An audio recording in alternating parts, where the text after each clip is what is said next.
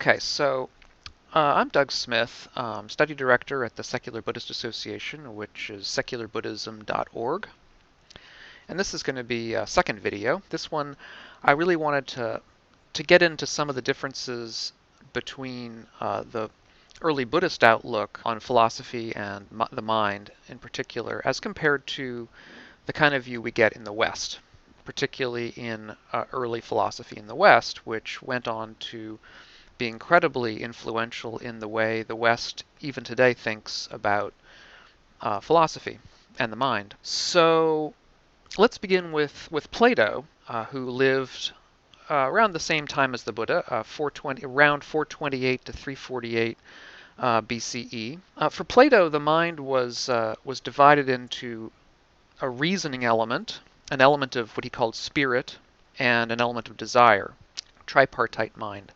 Three-part mind. Spirit was supposed to encompass spirited emotions like anger, and desire, of course, was to encompass emotions along the lines of greed.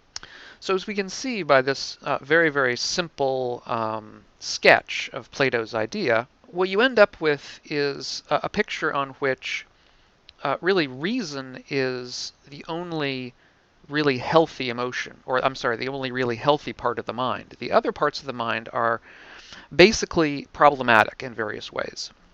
And for Plato, philosophy, therefore, was the cultivation of reason. Philosophy comes from Greek words philo and sophia, which means loving wisdom. So the love of wisdom is philosophy. And that means the love of reason in particular, because reason is that part of the mind that gains wisdom for us. This may, by the way, have begun, that is to say, Plato's ideas on this may have started with a pre-Socratic philosopher such as Pythagoras, who lived about, roughly speaking, 100 years earlier, around 570 to 495 BCE, 50 to 100 years earlier, who believed that the universe was mathematical in its design, so that mathematics, were the sort of royal road to understanding the universe. And of course, we can see the subsequent influence of Pythagoras all the way down to the present day. Plato's ideas then were taken over by Aristotle, who was Plato's student, lived around 384 to 322 BCE. For Aristotle, humans were rational animals. That is to say, the defining characteristic of being human was to be a rational animal, an animal who could think rationally, who could use reason. The other non-human animals were incapable of using reason. So therefore, for him, in fact, the function, the true function, the real reason, the raison d'etre, the reason we are here in a sense, is to use reason, is to think rationally, is to be wise. And Aristotle would eventually come out with an ethics, which basically implied or stated that the true ethical end, the true development of the human being, was to be something like a philosopher. That is to say, was to be somebody who used reason to the ultimate extent. On this picture, that understanding creates or implies or states a divide in the mind or in the human person between part of the mind, which is beneficial and useful, and indeed our very function, from the rest of the mind, which is problematic in various ways, which leads to greed, which leads to hatred, which is the more in both Greek and then later thought, the part of the mind that's considered sort of body related. So there's this, there becomes this implicit divide between the mind, which is thought of as a rational part, and the body, which is thought of as an emotional part, a part that is involved in greed and hatred. Okay, so switching gears, the Buddha, who lived around 480 to 400 BCE. The dates are not exactly known, but roughly comparable with Plato, a little earlier than Plato, maybe 50 years earlier or so. For the Buddha, the mind was divided into four aggregates. That is, there was the aggregate of feeling, which should be thought of not as not as an emotional feeling, but rather as feeling tone, that is positive, negative, and neutral feeling, that is pain, pleasure, and neutral. Okay, that's feeling. Then the second would be perception. Third would be volition, which encompasses a huge variety of different things, but in general we'll call it volition.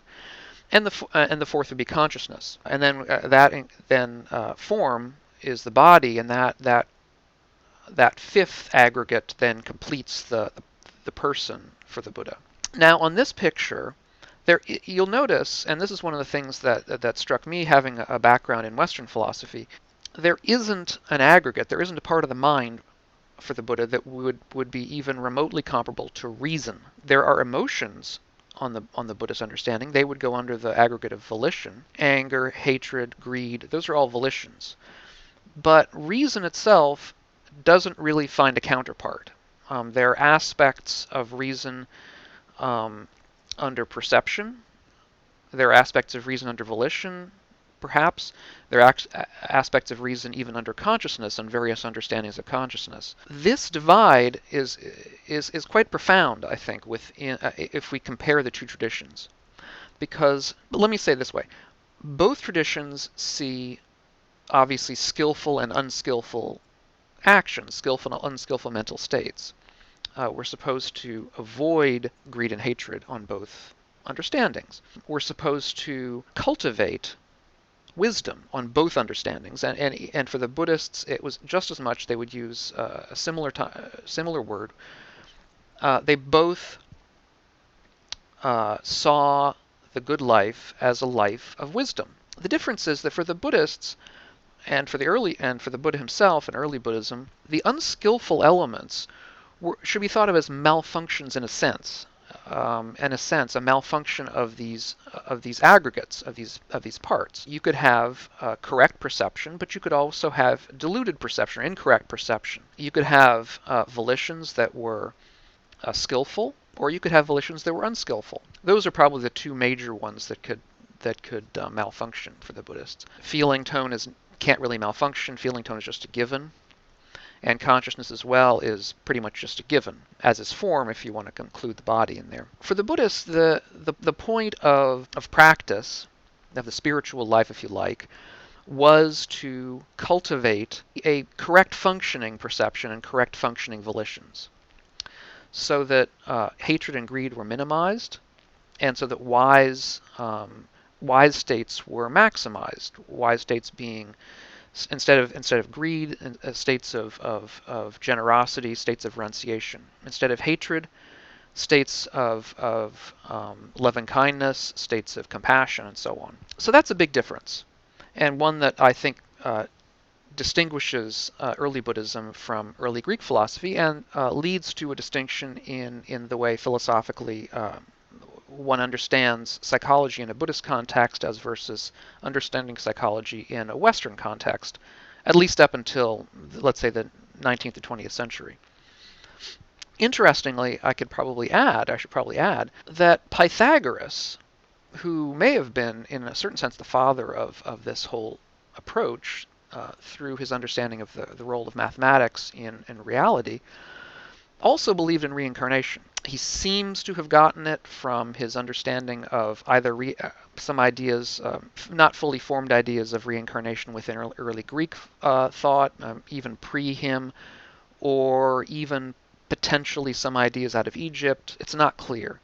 After Pythagoras died, later on there were legends about him having traveled to India. These don't seem to be in any way credible. There certainly were contacts between India and early Greece, but at this point, the evidence for him having learned about reincarnation from India doesn't exist to my knowledge, and it's really not necessary, because reincarnation, I think, is something that should be thought of as a relatively banal kind of understanding, early pre-modern understanding of what happens after death. So in any event, but it's interesting that the ideas of reincarnation existed both in Pythagoras, and then later, potentially from him, Socrates got the idea. And so Socrates seems to have believed in some kind of reincarnation. And Plato as well included ideas of reincarnation in some of his dialogues, although how much he believed in it, it's not clear. But I think I just wanted to say that because sometimes one gets an impression that reincarnation is viewed, or rebirth is viewed, as something that comes out of the East. And while that's true in the sense that the most famous versions of it do, it's not correct in the sense that really our most famous early philosophers in the West also believed in some version of it. So in any event, these are some comparisons, I think, that go a long way to showing both the similarities and differences, or particularly the differences, between early Greek psychology, which then became Greek philosophy, and early Buddhist psychology and philosophy, which really were sort of the same thing. Okay, so I hope you enjoyed that. If you have any comments or questions, please feel free to leave them down below, or any other topics you'd like me to cover in future of these little talks. Always looking for good ideas to discuss. And thanks for watching.